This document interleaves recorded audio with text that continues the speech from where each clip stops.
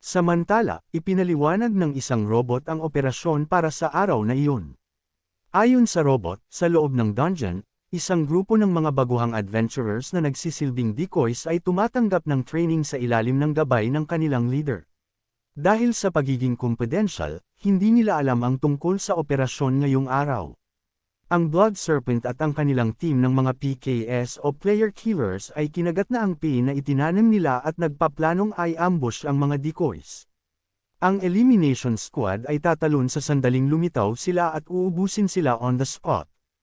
Ang paliwanag ay nakita ng lahat sa loob sa pamamagitan ng tab, pati na si Kiyomi. Lahat ng mga kalahok ay papunta na sa kanilang destinasyon gamit ang isang eroplano habang si Kiyomi Aki ay nananatiling nakaupo. Nakarinig siya ng mga boses na nag-uusap sa malapit, nang tignan niya ito, sina Akira at ang dalawa niyang kaibigan pala iyon. Napansin ni Kiyomi na laging aktibo si Akira mula nang sumakay, kaya wala pa siyang pagkakataon na itakas ang phone nito. Habang nakatitig sa kanila, may buhok na lumitaw sa harap niya. Lumabas na si Zero pala iyon, tinatanong siya kung talaga bang classless siya. Sabi ni Kiyomi Aki ay, yes, at nagreklamo siya na tinakot siya ng babae. Tinanong siya ng babae kung fan ba siya ni Akira dahil kanina pa siya nakatingin dito. Sabi ni Kiyomi Aki ay medyo, pero naramdaman ng babae na nagsisinungaling siya. Anong nakapagsabi sa iyo niyan? Tanong ni Kiyomi Aki, at ayon kay Zero, nakatingin si Kiyomi Aki sa direksyon ng mga paa ni Akira, isang senyales ng paghihintay na magpakita ng opening ang biktima. Hindi nakapagsalita si Kiyomi Aki kung paano iyon napansin ng babae. Sinabi ng babae na isa siyang archer kaya magaling siya sa pagsunod sa mga titig. Ano bang pinaplano mo? Tutulungan kita. Sinabihan din ako ni Alice Sama, pahayag niya. Pagkalipas ng ilang oras, lumapag ang eroplano sa destinasyon nito. Lalabas na sana si Akira ng eroplano pero may nabangga sa kanya, si Zero yun. Humingi siya ng paumanhin kay Akira nang hindi nalalaman ni Akira na sinadya niya iyon. Nag-focus si Akira kay Zero habang tinatanong kung ayos lang ba siya. Sa sandaling ito, nagkaroon na sa wakas si Kiyomi ng pagkakataon na itakas ang phone ni Akira at agad siyang naglakad. Palayo habang nakuha pa rin ni Zero ang atensyon ni Akira. Sa pagkakataong ito, hindi inakala ni Akira na ang mga nakaraang karanasan niya bilang assassin ay magagamit dito. Dahil nasa kamay na niya ang phone, ini-notify siya ng system na nakumpleto na niya ang quest at nakuha ang cat's hand bilang reward. Tumingin siya pabalik kay Zero at inamin sa sarili na bilib siya kay Zero sa maraming paraan. Biglang nag-vibrate ang phone ni Akira, tiningnan niya ang dumarating na mensahe at nang makita ito ay nagulat siya at naintindihan ang sitwasyon. Pagkalipas ng ilang minuto, dumating sila sa kagubatan, ang pangunahing lokasyon ng dungeon. Bumaba sila sa sasakyan sa pangunguna ng ilang opisyal. Ayon sa pinuno, kung tama ang impormasyon, ang mga PKS ay dapat nandoon lang sa unahan at lahat ng mga kalahok na ito ay pinayagang ubusin sila. Babunutin natin ng ugat ang mga kasamaang iyon. Sambit niya, at sina Akira at ang iba pa ay naghiyawan ng may kumpiyansa. Nang magsimula silang kumilos, tinanong ni Zero si Kiyomi kung talaga bang reliable ang impormasyon niya. Ipinaalam na sa kanya ni Kiyomi ang nahanap niya sa phone ni Akira. Sinabihan siya ni Kiyomi na magtiwala na lang sa kanya. Sa oras na ito, may ilang opisyal na kumuha ng mga bakanteng bento boxes at nagpahayag na lalaktawan na nila ang pahinga. Naguluhan si Zero, sinasabing hindi niya inakala na mauuwi ito sa ganitong klase ng trabaho. Tinapik ni Kiyomi ang kanyang balikat at sinabing magiging ayos din ang lahat dahil siya na ang bahala rito. Namula ng kaunti ang babae at naglakad palayo habang sinasabing nagpapakul lang si Kiyomi kahit classless naman. Para sa kanya, ang trabahong classless ay hindi naman talaga pinakamalakas. Sa parehong oras, sina Akira at ang kanyang mga kaibigan ay naghihiyawan pa rin, minomotivate ang isa't isa na protektahan ang likod ng bawat isa. Parehong sina Kiyomi Aki at Zero ay nakatitig kay Akira, at napansin nila ang devilish na side ng kanyang mukha nang ilabas ni Akira ang kanyang dila. Biglang nakaramdam ng takot ang babae. Tinapik ulit ni Kiyomi ang kanyang likod at sinabihan siyang kumalma dahil alam niyang may kakayahan ang babae. Lahat ay pumasok sa dungeon isa-isa, at nang pumasok si Kiyomi, na-realize ni Zero kung bakit pinupuri ni Alice si Kiyomi. Pumasok na rin siya at lahat sila ay lumitaw sa isang A-rank dungeon sa sinaunang lungsod. Sa parehong oras, may isang team ng mga adventurers na naglilibot sa dungeon. Hawak ng leader ang isang flag at ipinahayag niya na malapit na sila sa gate, pero biglang may pagsabog na nangyari sa malapit. Bumagsak ang mga puno sa kalsada kaya naharangan ang kanilang daan. May ilang tao na lumitaw na may mga nakakatakot na hitsura. Natakot ang mga adventurers at tinanong ng isa sa kanila ang mga hindi kilalang tao kung sino sila. Pero isang mage ang nagcast ng magic at inatake siya ng walang pag-aalinlangan. Tumalsik ang lalaki at sumabog sa puno. Kinabahan ang ibang mga adventurers dahil alam nilang may masamang balak ang mga taong ito sa kanila. Isang lalaki na may eye patch ang dinilaan ng dagger na hawak niya at sinabing oras na para magsaya sila. Dumating si Akira at sinabi sa mga taong ito na tamang-tama ang dating nila. Nagpunta sina Akira at ang iba pa sa kanila at buong pagmamalaking sinabi ng mga kasama niya na sila ang extermination squad na hindi hahayaang magtagumpay ang mga PKS. Pasensya na at pinaghintay namin kayo, pahayag niya sabay kindat. Sobrang saya ng mga adventurers na makita si Akira, ang adventurer na idol nila.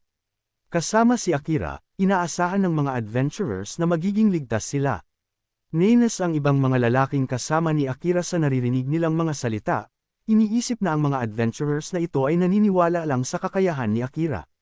Bigla na lang, ang isa sa kanila ay inatake sa ulo. Nahihirapan siya sa sakit at ganoon din ang nangyari sa dalawa niyang lalaking kasama. Nararamdaman nilang parang nasasakal sila at naging manhid din ang kanilang katawan. Bumagsak sila sa lupa sa likuran ni Akira at natakot ang mga adventurers. Ang mga PKS naman ay mapait na ngumiti at si Akira naman sa parehong oras ay nabalot ng isang madilim na aura. Tumawa siya kasama ang mga PKS at ang lalaking kasama niya kanina ay nagtanong kung anong nangyayari. Ang kasamaan ay lahat ng lumilitaw mula sa kahinaan, sagot ni Akira at tinapakan ang ulo ng lalaki. Sumigaw sa sakit ang lalaki habang si Akira naman ay sinabing ang isang S-rank adventurer, isang influencer, at isang sikat na figure ay niloko ang mga taong ito na nagtipon ng hindi nalalaman ang kanyang tunay na pagkatao. Makinig kayo, ang nakahanap sa Blood Serpent ay ako, dagdag niya. Lahat ay nagulat nang marinig ito dahil hindi nila inaasahan na ang taong idol nila ay masama pala ang ugali. Ang kanyang mga masasamang kasama ay tumawa ng malakas at sinabihan ang lahat na huwag lumaban dahil naniniwala sila na ang mga adventurers na niloko ni Akira ay hindi matatalo si Akira. Kumuha si Akira ng isang matalim na dagger at binalak na saksakin ang lalaking binubugbog niya. Ipinahayag niya na ang mahihina ay sa katotohanan ay kasamaan na dapat ubusin. Inatake nga ni Akira, pero naguluhan ang lalaki kung bakit wala siyang naramdamang sakit. Pagkatapos ay nalaman niya na may hamarang sa dagger ni Akira para lang iligtas siya. Nang makitang si Kiyomi iyon, tumawa si Akira at sinabing masigla nga talaga si Kiyomi. Nawalan ako ng gana. Alam mo ba, sagot ni Kiyomi habang hawak ang phone ni Akira. Nagulat si Akira dahil hindi niya maisip kung paano ninakaw ni Kiyomi ang kanyang phone. Nakita niya si Zero at napagtanto na ito ay dahil kay Zero na nagbigay kay Kiyomi Aki ng pagkakataong kumilos. Tumawa pa rin si Akira at nagniningning ang kanyang mga mata habang nakatitig kay Zero. Ipinahayag niya na ang kanilang plano ay naispiya na. Sinabi niya na si Kiyomi ay medyo mapilit na magnanakaw, pero base sa katotohanang hindi mo ito ibinahagi sa iba, hindi ka makapaniwala hanggat hindi mo nakikita ang buong larawan, tama? Sabi ni Akira, sa sandaling ito, bumagsak ang mga taong kasama nila at para kay Kiyomi, tama ang hinala ni Akira. Hindi niya ma-unlock ang phone kaya bahagi lang ng mensahe ang nakita niya. Dahil may posibilidad na may iba pang mga kasabwat maliban kay Akira, hindi nila mapagkakatiwalaan ang buong subjugation team. Kahit hindi ko alam ang lahat, may kutob na ako, sabi ni Zero habang itinuturo ang kanyang daliri kay Taki. Napagtanto niya na si Taki ay bahagi ng plano ni Akira sa pamamagitan ng paglalagay ng lason sa pagkain. Tumango si Akira at ipinakita ang lason na ginamit niya habang sinasabing ang plano ay medyo pamalya lang ng kaunti, iyon lang. Pumalakpak si Akira at ngumiti ng malapad, sinasabing tama ang conclusion ni Zero kaya siya pumalakpak para hanggan ang babae. Dahil napakarami ng nasa ilalim ng kanyang utos, kampante siya na sina Kiyomi Aki at Zero ay walang magagawa laban sa kanila, lalo na't ang isa sa dalawang ito na si Kiyomi ay isa lang D-class. Nakaluhod pa rin si Kiyomi sa lupa, pinapanood ang Blood Serpent Guild na tinatawanan siya. Sobrang inis ni Zero sa guild na ito kaya nagpa siya siyang bumili ng oras at inutusan si Kiyomi na i-report ang katotohanan sa mga otoridad at kay Alice kahit itaya ang kanyang buhay. Kumuha siya ng ilang mga araw, pero tinulungan ni Kiyomi ang lalaki na Sam Andel habang tinatanggihan ang utos ni Zero. Ipinaalala niya sa babae na kinuha siya para lang harapin ang mga PKS, wala nang iba. Anong magagawa ng isang hamak na D-class adventurer? Sabi ni Zero, pero sinabihan siya ni Kiyomi na huwag siyang alalahanin. Pumunta ka na lang at i-report sila, dagdag niya. Nina si Zero at malakas na itinapak ang paa sa lupa habang ipinapaalala kay Kiyomi na hiniling sa kanya ni Alice na bantayan siya. Sinabi ni Kiyomi na si Zero ay napakatapat na tao, pero sa loob niya ay gusto na niyang paalisan ang babae dahil ayaw niyang mamatay ito. Biglang sumingit si Akira, tinatanong kung tapos na ba sila sa kanilang daldalan. Sa oras na ito, nasa likuran na si Akira ni Kiyomi Aki kaya nagulat si Kiyomi Aki at umiwas. Naguluhan siya kung paano nakalapit si Akira sa kanya. Sigurado siya na ang galaw na ginamit ni Akira ay isang assassin movement skill, partikular na ang shadow step. Nakangiti sa kanya si Akira. Tumayo siya at binanggit ang pangalan ni Kiyomi at sinabing matagal na siyang interesado kay Kiyomi Aki. Ipinahayag niya na papatayin niya ang bawat adventurer nang walang ititire kahit isa.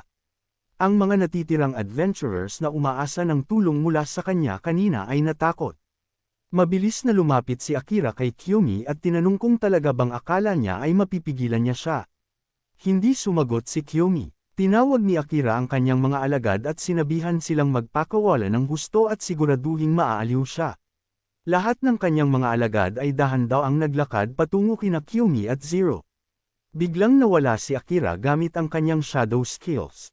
Sumugod ang mga kalaban kina Kiyomi at Zero, pero nakita ni Kiyomi ang babae na yumuko at nagsimulang mag-shot ng mga arrow. Ang galaw ng babae ay napakahusay dahil nagawa niyang tamaan ang ilang mga kaaway ng sabay-sabay. Ang mga lalaking natama ng mga arrow ay bumagsak sa lupa at tumalsik ang dugo, pero patuloy ang pagsuong ng mga kaaway sa kanila. Ang lalaki na may eye patch ay naghandang umatake gamit ang kanyang dagger na may killing intent, at dahil siya ang nasa harap, itinutok ni Zero ang arrow sa kanya. Nasa likuran niya si Kiyomi Aki at binanggit ang kanyang pangalan. Nagniningning ang mga mata ni Kiyomi Aki habang ini-eye-swing ang kanyang espada. Nagawa niyang tamaan ang ilang mga kaaway bago pa nila matamaan si Zero. Yumuko naman si Zero dahil alam niyang gagawin ni Kiyomi ang galaw mula sa likuran niya. Nang makitang lahat ng mga kaaway ay nasaktan sa atak ni Kiyomi, tinitigan siya ni Zero nang hindi makapaniwala. Tumingin sa kanya si Kiyomi at ipinaalala sa kanya na madalas niyang sabihin na ang classless ang pinakamalakas sa lahat. Hindi ang class ang malakas, kundi ikaw, sagot ni Zero na may poker face. Bigla na lang, isang bote ng lason ang inihagis sa kanila. Umiikot ito sa gitna ni Kiyomi at Zero, at nang makita kung ano ang nasa loob ay nagulat si Zero at inutusan si Kiyomi na lumayo. Nang mabasag ang bote, tumagas ang lason. Tumalon palayo sina Kiyomi Aki at Zero pero nagkahiwalay silang dalawa. Ako ang kalaban mo. Bilang kapwa A-class, maging magkaibigan tayo, sabi ni Taki habang hawak ang iba't ibang klase ng mga lason. Tumingin sa kanya si Zero at kumuha ng 3 arrow. Itinutok niya ito kay Taki habang ipinapahayag na tatapusin niya ang laban na ito ng mabilis.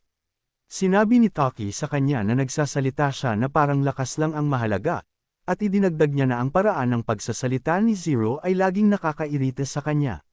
Nag-cross siya ng mga braso at inihagis ang mga lason na hawak niya kay Zero. Binitiwan naman ni Zero ang kanyang mga arrow at sinira ang lahat ng lason habang sinasabing hinding-hindi niya maiintindihan ang ganoong bagay. Tumawa si Taki at may kumpiyansa pa rin sa kabila ng pagkabasag ng lahat ng lason. Nagniningning ang mga nabasag na lason at tinitigan ito ni Zero. Bigla itong gumawa ng isang malakas na pagsabog at ang area kung saan nakatayo si Zero ay nabalot ng purple na usok. Tumatawa si Taki dahil inaasahan niyang nasaktan si Zero. Alam kong, ititire mo yun, ang lason ay minsan nagdudulot din ng mga pagsabog, iyon lang ang mayroon doon, pahayag ni Taki. Pero pagkatapos niyang magsalita, Tinamaan siya ng arrow sa kanyang balikat na nagdulot ng sobrang pagdurugo. Itinuro ni Zero ang kanyang hintuturo kay Taki at sinabihan itong tanga dahil hinarangan niya ang sarili niyang paningin ng hindi nalalamang ang mga arrow ay hindi laging nanggagaling sa harap. Nakaluhod siya sa lupa na may ngiti sa mukha kahit na nagkaroon siya ng mga gasgas pagkatapos ng pagsabog. Lumuhod si Taki sa lupa habang ipinapahayag na imposible silang matalo. Patuloy ang pag-agos ng kanyang dugo at bumagsak siya sa lupa. Tinawag ni Zero si Kiyomi, tinatanong kung buhay pa ba siya. Nang lumingon siya, nakita niya ng sarili niyang mga mata na hindi pa rin nasasaktan si Kiyomi. Ngumiti si Zero at sinabing si Kiyomi ay talagang maaasahang classless na tao. Kiyomi, nabigla siya nang marinig ang boses ni Akira na biglang lumitaw sa likuran. Lumingon siya pero saksak agad ang inabot niya kay Akira nang walang pag-aalinlangan. Umagos ang kanyang dugo at nasugatan siya sa dibdib. Humalaklak si Akira at sinabing walang magsisimula hanggat hindi siya tumitigil. Nakatitig si Kiyomi kay Akira at na-realize niya na si Akira ay talagang napakabilis. Napagtanto niya na ang kasalukuyang siya ngayon ay hindi makakasabay sa lakas ni Akira. Nakatayo si Akira sa gitna ng dalawa, at dahil alam ni Zero na ibang level talaga si Akira, isinigaw niya kay Kiyomi na tumakbo na. Iba ang aura ni Akira, isang nakakatakot na aura. Sa kabila ng gusto ni Zero na gawin ni Kiyomi, hindi nakinig si Kiyomi at nag-dare pa siyang ngumiti. Naguluhan si Zero kung bakit nakangiti si Kiyomi. Inihanda ni Kiyomi ang kanyang espada para atakihin si Akira, at kasabay nito ay ginamit ni Akira ang kanyang shadow skill para kumilos. Pero nagniningning ang mga mata ni Kiyomi habang inihahagis niya ang kanyang espada sa area kung saan nakaposisyon si Akira. Nagulat si Akira nang masagsak ang kanyang likod ng arrow ni Kiyomi. Kahit na gumamit siya ng shadow skill, sobrang guluhin siya kung paano yun nangyari. Pagkatapos ay buong pagmamalaking sinabi ni Kiyomi, "Pasensya na, naging top assassin din ako sa loob ng mahigit 10 taon.